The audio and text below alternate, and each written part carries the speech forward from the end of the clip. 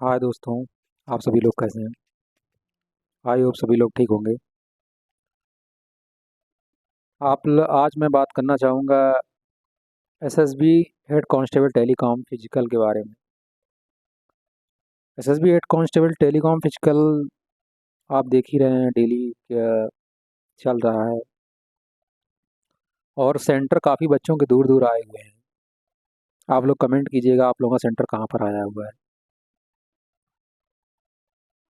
और फिजिकल में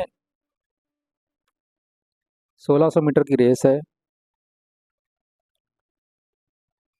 तो आपका पीएसटी और पीटी दोनों होना है। पीएसटी मतलब फिजिकल स्टैंडर्ड टेस्ट और पीटी मतलब फिजिकल इफिशियंसी टेस्ट। तो फिजिकल स्टैंडर्ड टेस्ट में आपकी हाइट और सीना की माप होती है। हाइट जो 170 सेंटीमीटर और सीना जो है वो आपका 80-85 5 सेंटीमीटर का फुलाव मांगते हैं। तो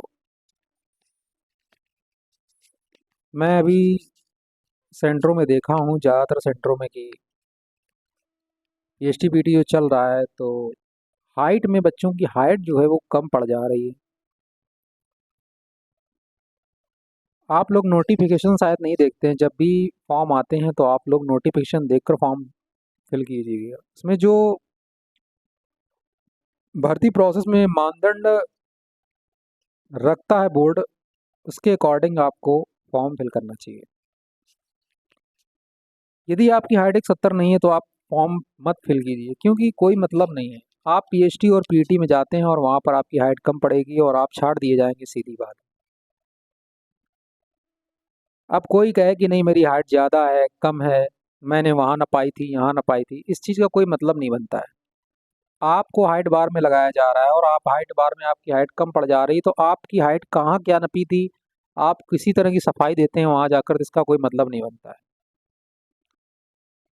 तो मेरा मानना ये है कि अभ्यर्थियों को, अगर आपकी हाइट नहीं तो आपको ऐसे फॉर्म फिल ही नहीं करने चाहिए।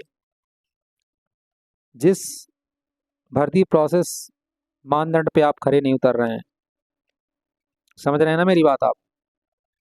अगर आप भर्ती के मानदंड पर खरे नहीं उतर रहे हैं तो आपको नहीं भरना चाहिए फॉर्म, क्योंकि फॉर्म भरने का कोई औचित्य नहीं बनता है। आप अगर कोई फॉर्म भर भी देते हैं तो उससे क्या होगा, आप जाके फाइनल में छांट दिए जाएंगे, कुछ नहीं होना यार।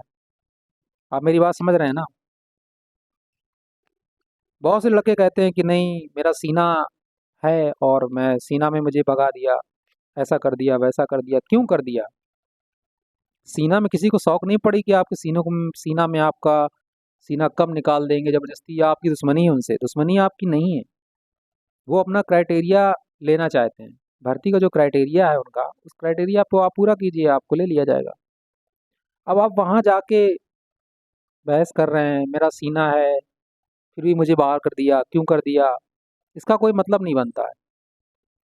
आपकी उन लोगों से कोई एसएसबी में या आईटीबीपी, बीएसएफ, सीआरपीएफ, सीआईएसएफ, जो भी पैरामिलिट्री फोर्स हैं, उनमें आप लोगों की किसी से दुश्मनी नहीं है जो आपको बाहर कर देंगे। उनके लिए सब समान है। आप यदि भर्ती के मानदंड को पूरा करते हैं तो आपको लिया जाएगा, जरूर लिया जाएगा। बहुत से बच्चे जाके वहाँ पे अपना भी समय खराब कर रहे हैं, दूसरे का भी सब कर रहे हैं। एक ही बच्चा बार बार अपनी बात को रख रहा है, मेरी हाइट है सर मुझे ले लीजिए, ये वो। भाई जब तुम्हारी हाइट नहीं है तो तुम क्यों भाई बहस कर रहे हो किसी चीज़ का? आपको 2 बार नापा गया, आपकी 2 बार हाइट नहीं हुई, तो जाहिर सी बात है आप कहीं ना कहीं आपकी कोई प्रॉब्लम है, इसलिए आपको बाहर किया जा रहा है। किसी को शौक नहीं है आपको बाहर करने का। ठीक है, तो आप लोग वहाँ पर जाइए तो थोड़ा इस तरह का अपने